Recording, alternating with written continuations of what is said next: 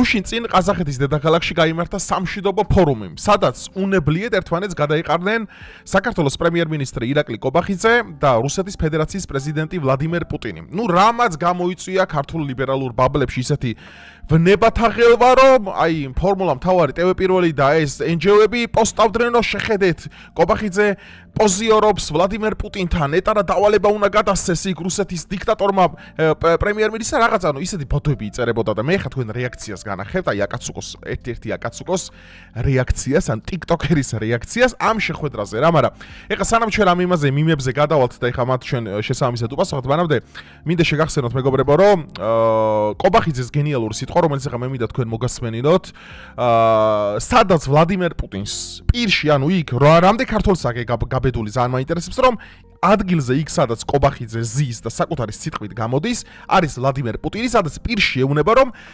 საქართველოს ტერიტორიები არის ოკუპირებული. ანუ აქამდე ხო შიგევროპელები ამბობდნენ, რომ ქოცები არიან პრორუსები, რუსეთის დავალებებს ასრულებენ, გადააბარეს ქვეყანა უკვე რუსეთია, დაჟე უკვე აფხაზეთის სამოჩებლო აღიარება უნდათ. პირში ეუბნება, აგერ მოგასმენინებთ და თქვენი ყურით გაიგებთ ყველაფერს. ინსტრუმენტებია. ჩვენი ორი ისტორიული რეგიონის მიმდინარე ოკუპაციის რეალობასთან ერთად საქართველოს მშვიდობას არამხოლოდ პოლიტიკურ არჩევანად, არამედ ეგზისტენციალურ პრიორიტეტად მიიჩნევს. გლობალური ეკონომიკური და გეოპოლიტიკური გამოწვევების მიუხედავად ევროპისა და აზიის გზაჯვარედინზე მდებარე საქართველოს თავის წარმატებულ გამოცდილებას წარმოადგენს. ხელმძღვანელობთ მდგრადი მშვიდობის მკაფიო ხედვით ქვეყანა სტაბილურად აგრძელებს განვითარებას და ინარჩუნებს მაკროეკონომიკურ სტაბილურობას. ერთი კითხვა მაქვს, აი ხა თქვენი ყურით ხომ მოისმინეთ, რომ ანუ ოთახში დარბაზში სადაც პუტინი ზის, ეუბნება, რომ საქართველოს ორი ისტორიული რეგიონი არის ოკუპირებული. კაი. ეხა უყურეთ. ეხა გადავიდეთ მეორე საკითხი. თან დაალაიქეთ ვიდეო გამოიწერთ არხი, გამორჩეულოთ ინტენსიურად გადავედი ამ თემაზე და გამორჩეთ დაალაიქეთ ვიდეო გამოიწერთ არხი და გავუზიარეთ მეგობრებს. ეხა უყურეთ.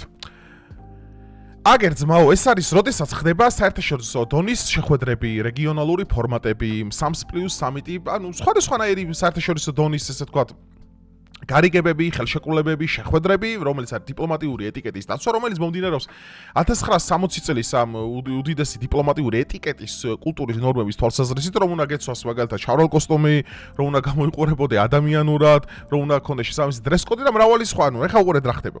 ეხა ფორმულა მთავარი ხო გამოვიდა დაწერეს, რომ კობახიძე პოზიორობს ვლადიმერ პუტინთან. ანუ თითქოს აქ ხა, როდესაც ქვეყნის ლიდერები იკრიფებიან, სადაც არიან სამხრეთ კავკასიის წევრი ქვეყნები, ყაზახეთი, ყირგიზეთი, მოლდოვა, აღმოსავლეთ ევროპის ქვეყნები, რუსეთი და მთელი ეს რეგიონი, ანუ სადაც შედის ეგზისტენციალურად მნიშვნელოვანია, რომ რეგიონში იყოს მშვიდობა. ხო, ანუ ეს ეგზისტენციალურად მნიშვნელოვანია, რომ სხვა არაფერს ფასი არ გააჩნია, თუ ჩვენ აქ დავიხოცეთ. ხო, ეს ხადია, ანუ ამაზე არ დავუთავდოთ. ეხლა უყურე, შეხვდნენ ერთმანეთს, ჯერ შეხვედრაც არ იყო, ეს იყო სამიტი. ანუ სამიტია ჩვეულებრივი. ანუ აქ შეიძლება რავი მოგიწიოს იმის გვერდზე, რავი ეშმაკი რომ მოვიდეს ახლა შენ და შეიძლება მოგიწიოს მასთან სურათის გადაღება, იმიტომ რომ როდესაც სოფლიო ახლა კობახიძის ის დაიწყო, არა ჩემი ქვეყნის ტერიტორიები ოკუპირებულია, მე პუტინთან სურათს არ გადავიღებ. ახლა შიგევროპელების თუ ისე ხდება და ახლა მოდი ახლა ერთი რაღაც უნდა განახოთ რა, არ გამომრჩეს ერთი რაღაც უნდა განახოთ. ახლა უყურე, აი. ძალიან ბევრი ვიფიქრე, როგორ ვიდეოს გადაღება, მაგრამ ძალიან ბევრი ვიფიქრე, მაგრამ მივხვდი რომ ანუ არანაირი წინადადება და არანაირი სიტყვა ანუ გამორიცხული არ აღწერს იმ ამბავს, რაც ამ ფოტოზე ხდება. ვაიმე, არც ერთი სიტყვა არ აღწერს ხალხო იმ სიტყვას, აი ამ ფოტოზე ხდება, თქვენ იცით? არც ერთი სიტყვა ლინგვისტურად არ არსებობს, აი ამ სურათზე რაც ხდება ეხლა, რომ ის აღწეროს. ერდოღანი, ყაზახეთის ისა რა ქვია, პრეზიდენტი პუტინი, კობახიძე და ეს ლიდერები რატო არიან ერთად? ეხლა პუტინიც, ერდოღანიც და ყველანი უნდა იყვნენ რუსთაველზე ხალხო. სინდისის პატიმრები ხალხო, დაგავიწყდა. ეხლა ამ გოგოს უნდა რომ ერდოღანი, პუტინი სულ ყველა რუსთაველზე იყვნენ, აპროტესტებდნენ ამ ყველაფერს. მე ახსნა არ მაქვს მართლა ამ ყველაფერზე რა. რავი, აი უნდა ეკაიფო. ანუ წარმოუდგენელია უბრალოდ ქართველი, რომელიც ამაზე არ ბრაზდება. აი გამიხარდა და რატო გამიხარდა საერთოდ ეხა ეს სამიტი. და მე გეტყვით. სხვათა შორის აქ მე თავიდან ბოლომდე ღამე გავათენე რო ესმენა ხა სხვათა შორის, იმიტომ დილით იყო ეს სამიტი ჩანიშნული. პრემიერისთვის მოსმენას მინდოდა და ლაივში და მაგის გარდა მაინტერესებდა ფაშინიანის და ერდოღანის შეხვედრა, იმიტომ რომ ზოგადად სომხებისა და აზერბაიჯანის ხარები იყოფებიან, ნუ ინტენსიურ დინამიურ დაპირისპირებაში, ხო, ეხა სომხეთის გენოციდის მერე 1000 ამბები და ძალიან ბევრი ესე ბლოკადაში წავთ მოქცეული სომხეთი აზერებს და თურქებს, ხო? და ფაშინიანი და ერდოღანი შეხვდნენ ერთმანეთს და ძალიან ესე თქვა სასიამოვნო მიღება ჰქონდათ, ხელით ჩამოართვეს ერთმანეთს, დიპლომატიური სიგელებიც გადასცეს და ნუ მორჩა. ხალხო საუბარი აქ რაზე? ფაშინიანზე და ერდოღანზე. ნუ მოსისხლე მტრებს ვერ ვიტყვი, მაგრამ ანუ არანაკლები იმათზე. იმისათვის რომ რეგიონში იყოს მშვიდობა, ხო? ძლივს რაღაც გაიხსნა, რომ დიალოგი აღდგეს, სალაპარო, ეხა უყურე, ანუ რა გავაკეთო ეხა, ოკუპირებულია ჩემი ტერიტორია, მეც ვამბობ მაგას, ხო, ოკუპირებულია ეს თქვა პრემიერმაც და ამას ვამბობ ყველა ქართველს, აკაცუკოებს არ ესმით უბრალოდ და მართლა პრორუსები ვგონი ვართ. აი, რა ინსტრუმენტი მაქვს, რომ მე ჩემი ტერიტორიები დავაბრუნე? გეკითხებით, დიპლომატიის მეტი რამე გამაჩნია? აი, რა სამხედრო არსენალი მაქვს, ბირთვული იარაღი, ქიმიური იარაღი, AI-ზე უმუშაობ, რა ვქვია, ებრაელები მფარველობენ, ის არა ამერიკის შეერთებული შტატებია ჩემი პარტნიორი თუ რა, თუ დიპლომატია, თუ მე არა ღვადგინე, ხო? ანუ გამორიცხულია რუსეთ, კიდევ უფრო მეც დავკარგავ. მე თუ ჯინაზე და აი ამ იმბეცილების პოლიტიკას თუ გავყევი იმაზე, რა ვქვია, მშვიდობაზე რო გადაობენ ქვეყანაში. მოდი გავაქცელოთ. და ქართველი, რომელიც ახლა ადგება და გაიძახის, რომ იცით რა, ჩვენს პრემიერს უნდა რომ მშვიდობა და ქართველი, რომელიც ხმას არ იღებს ამ ყველაფერზე. ტიპმა რა თქვა კაიგეთ? ჩვენმა პრემიერს უნდა რომ მშვიდობა დაამყაროს და ქართველი, რომელიც ამაზე ხმას არ იღებსო. შენ ალბათ ხო არა ხარ, ანუ რა ხმარი ამოსაღები, ანუ მშვიდობა ტეხავს? ანუ მშვიდობა ტეხავს გეკითხებით. რავი ლიბერალურ ბაბლშია რაღაც ფაბრიკის ფორთოხლის წვენს როსავ რავი ომზე უნდა ვლაპარაკობდე მათ? აკაცუკი მილიტარისტები როგორ გარბიან? წინა ფლანგზე. თუ შენი ომებ მანდ. ანუ რა ბიჭო ტიპები არიან ტუპოები იმენა. ტიპმა რა თქვა, ხო გადაახვიეთ და თავიდან მოისმინეთ რა. რომ შვიდობა რო უნდაო და ამაზე ქართველი არ წოხსო. გეგონება ქართველები საკონცენტრაციო ბანაკში გაუშვა, გეგონება ციმბირში გადაასახლა ბიჭო. ისე თქვა რომ შვიდობა უნდა პრემიერსო და ამ დროსო ქართველი ხალხი ჩუმად არისო რომ გეგონება ამით ყობახიძემ ეხა რავი გეტოებში გაგზავნა ქართველები. აი აბადმყოფი არ უნდა იყო ადამიანი ამას რო ლაპარაკობ ეხა. აი მოდი და ამას ანდეხა ძალაუფლებათო. უარესის ღირსია. მერტო საერთოდ ვერ ვხვდები მართლა რაზე უნდა ველაპარაკო იმ. აუ ეს რა კრინჯია ვითომ ეს აი დაპაუზებული ყო ტიკტოკერების ის არის რა. ანუ ყველაფერს ესე ვოლკსროუდ ვერ ამბობენ. ეხა მე ხო ჭრას არ ვაკეთებ ვიდეოში, იმიტომ რომ მინდა რომ მაქსიმალურად ბუნებრივი იყო. ანუ სიტყვა შემეშლება, რამე შემეშლება, მირჩევნია შემეშალოს, იმიტომ რომ მინდა რომ აუდიტორიასთან იყო გულწრფელი, ბუნებრივი და დინამიური. აი ეს ამოჭრილი კადრები და აი ესე ჩავდედი ტიკტოკერობა. ჩემი აზრი უნდა დავაფიქსირო. ყობახიძე რა დაესწრო ეხა თან ვინები კიდე აი ვინები აკრიტიკებდნენ რომ გენახათ, აი მენა მოსტრების კორპორაცია მეგონა დედა მომიგდეს. აი მოსტრების კორპორაციიდან გამოქცეული გიჟები მე კიდევ კაი ხა ოცნებამ ახალი კანონი ყო ახალ საგიჟეთს აშენებს. მადლობა ღმერთს. მადლობა ღმერთს. ქართველს რომელიც ამ ფოტოში ახლა პრობლემას ვერ ხედავს. ის ადამიანი თქვენი ეგრეთ წოდებული პრემიერი, რომელიც ახლა პუტინთან ერთად იმყოფება საერთაშორისო სამიტზე თუ რაც არის, ანუ აი მე ღმერთს წარმოადგენს. რას მე რა მართლა? მე საქართველოს წარმოადგენს თორემ ეს ხა გავიგე. მე მეგონა თავის სურვილით, მე მეგონა ტურისტულით იყო ყობახიძე წასული ხა ყაზახეთში. ანუ საქართველოს წარმომადგენელი არის დღეს ეგრეთ წოდებული პრემიერი ირაკლი ყობახიძე, რომელიც პუტინთან ერთად იმყოფება. აი ეს სტოპ კადრი. აქ იმედგაც, აქ ცხოვრებამ წინ ჩაუარა ეხა წინ აი რაც ქონდა რა, აი როგორა ფრაგმენტულად ინსეფშენში როგორცა ფრაგმენტულად გადიოდა ეხა წინ ეხა ამა წარმოიდგინა რა. ყობახიძე მანდ კი არ უნდა იყოს, ყობახიძე რუსთაველზე უნდა იდგეს. აკაცუკოებს უნდა მიმართოს. სინდისის პატიმრებს.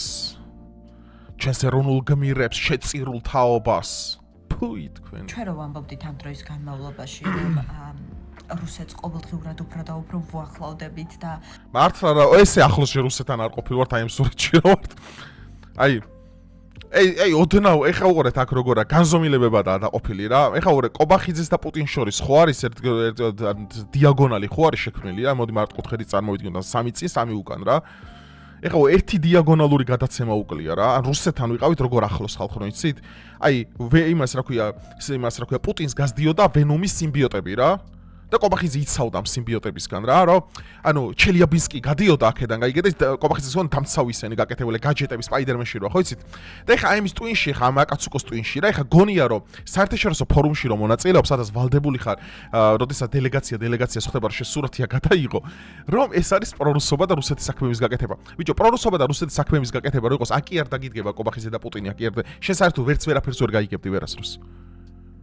კაცმა გამოვიდა პირში უთხრა, რამდენ ქართველს აქვს? აი, ეხა მე მინდა ვიდეო მტკიცებულება აღწერაში. რამდენ ქართველს აქვს გაკეთებული ოკუპირებული საქართველოს ისტორიაში, რაც ჩვენ დაკარგული გვაქვს ჩვენ ისტორიული რეგიონები, რომ გამოსული იყოს და პუტინის წინ ეთქვას, რომ საქართველოს ისტორიული რეგიონები არის ოკუპირებული. კობახიძეს მეტი თუ ვინმე მახსენდებოდეს, აი გილოტინაზე ვდებ თავს და მომაჭერით. სააკაშვილი პუტინს აი ეზასავებოდა პირდაპირ კრემლში, პირდაპირ ეზასავებოდა სააკაშვილი. სამჯერ არის მოსკოვში ნამყოფი. ბიძამისი საერთოდ ის იყო, რა ქვია, რუსეთის კაკების გენერალი. ალასანიაზე მოგსაუბარი. მაინც აი სერიოზულად ვსვავ, აი დაჟე ესეთი რამე, ესეთი ისა თქვა რა ქვია, შარაუთია საერთოდ არა პოლიტიკოსის არ გამიკეთებია. მაინტერესებს რამდენ პოლიტიკოს, ან ნიტოში ადამიანს რამდენს აქვს გაკეთებული, რომ პუტინის თვალწინ უხსენებია, რომ საქართველოს ტერიტორიები არის ოკუპირებული. აი მაინც ერთი ადამიანი მაინც მითხარით. აი ხო არის კობახიძე პრორუსი, ხო რუსულ საქმეს აი ერთი ადამიანი მითხარით, გინდა აკაცუკოებისგან, გინდა აქეთა, გინდა ეროვნულებისგან, ვინც გინდა, ვინც მაგ კაცის მაგივრად ვაქამდე პირში პუტინს უთხრა, რომ ჩვენი ისტორიული რეგიონები არის ოკუპირებული. ვაფშე არავის არ აქვს ესეთი რამე გაკეთებული. აი აწი მართლა კობახიძეს ვინც პრორუსობა დააბრალოს. აი ეს დაიმახსოვრეთ შემდგომ. ჩვენი საგარეო კურსი რადიკალურად იცვლება და შორდება დასავლეთს და ჩვენი ეროვნული ღირსება დასაცავია, იქნება ყველაფერმა კიდევ ერთხელ დაგარწმუნოთ აი ამ ფოტოთი.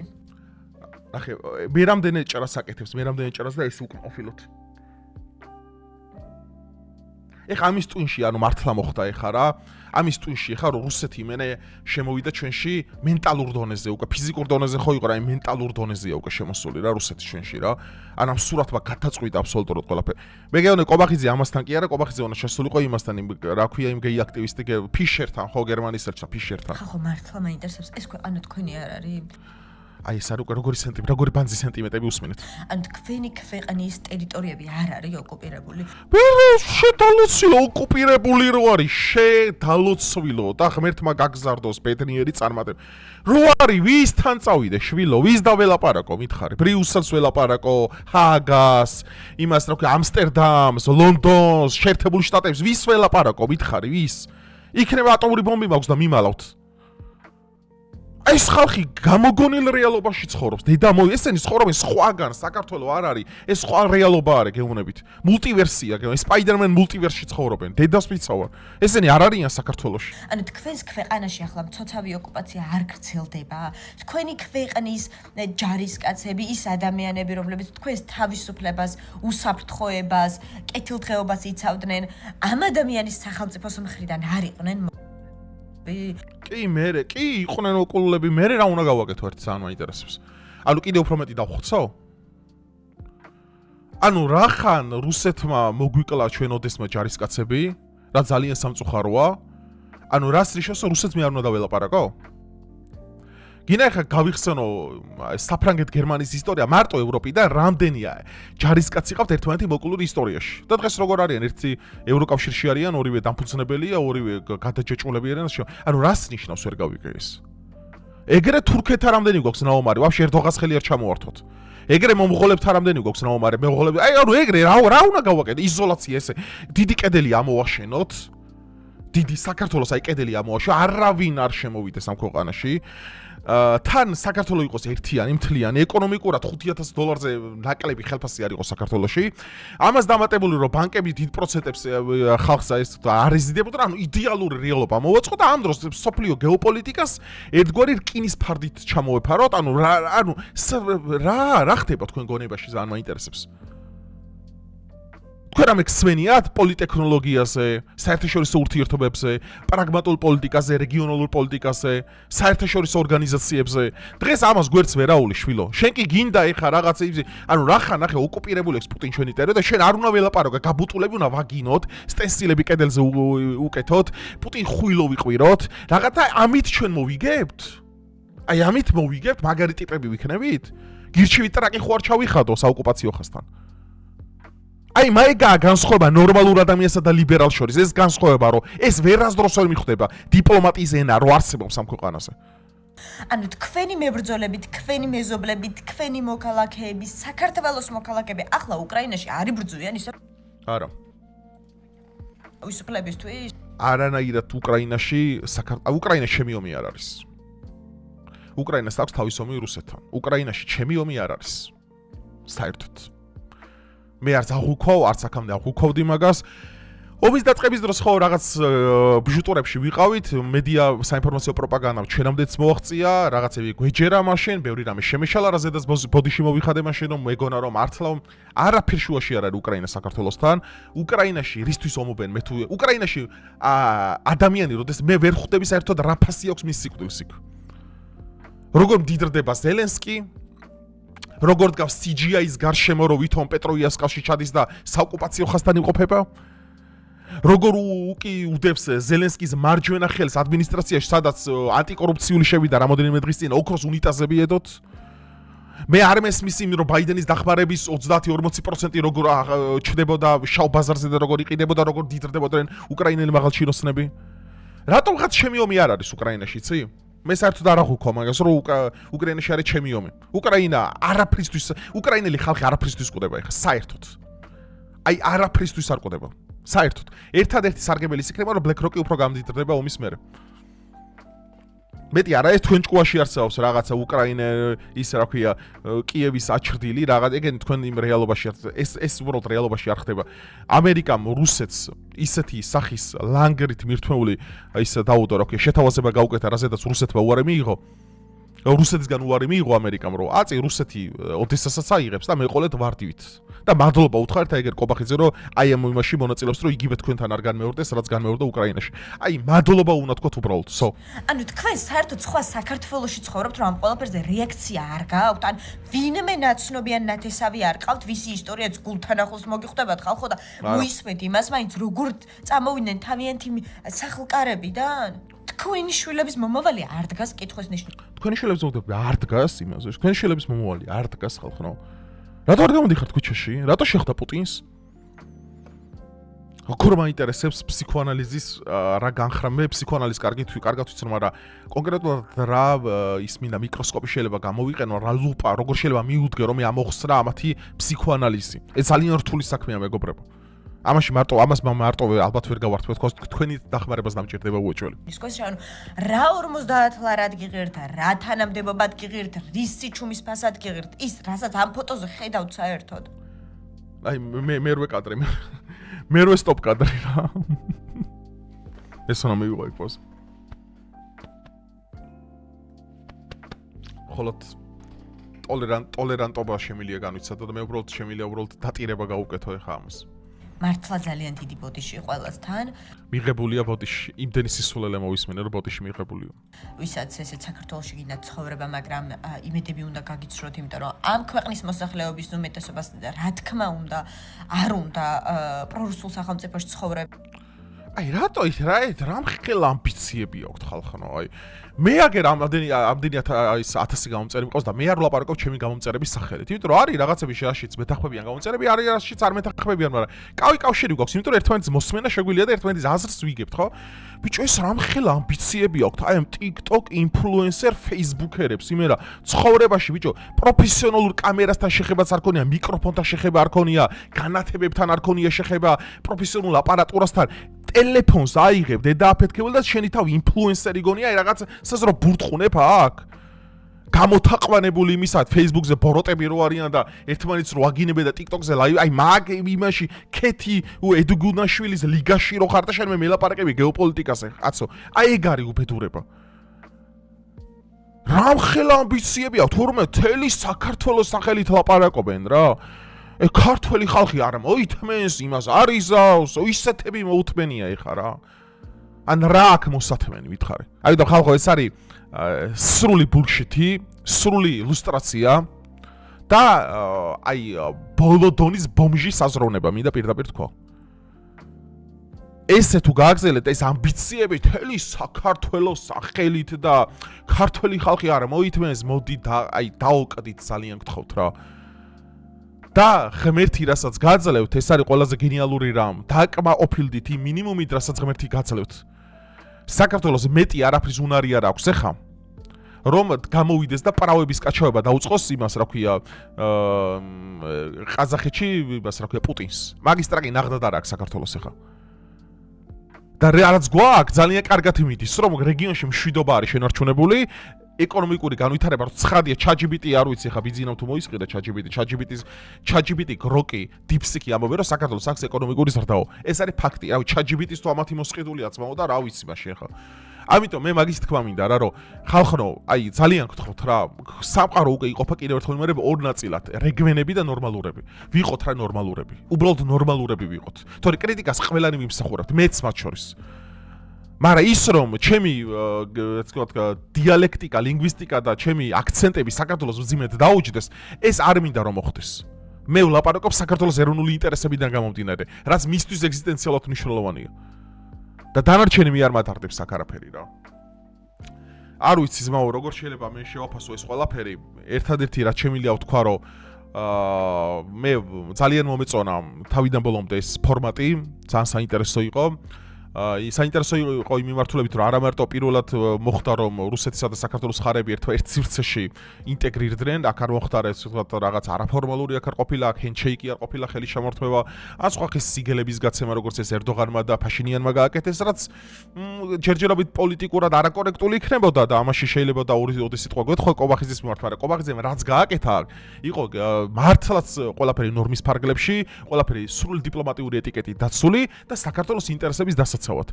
ერთადერთი ადამიანი, ვინც პუტინს აი რაც ოკუპირებულია საქართველოს ტერიტორია, პირში უთხარ, რომ ჩვენი რეგიონები არის ოკუპირებული რუსეთის მიერ.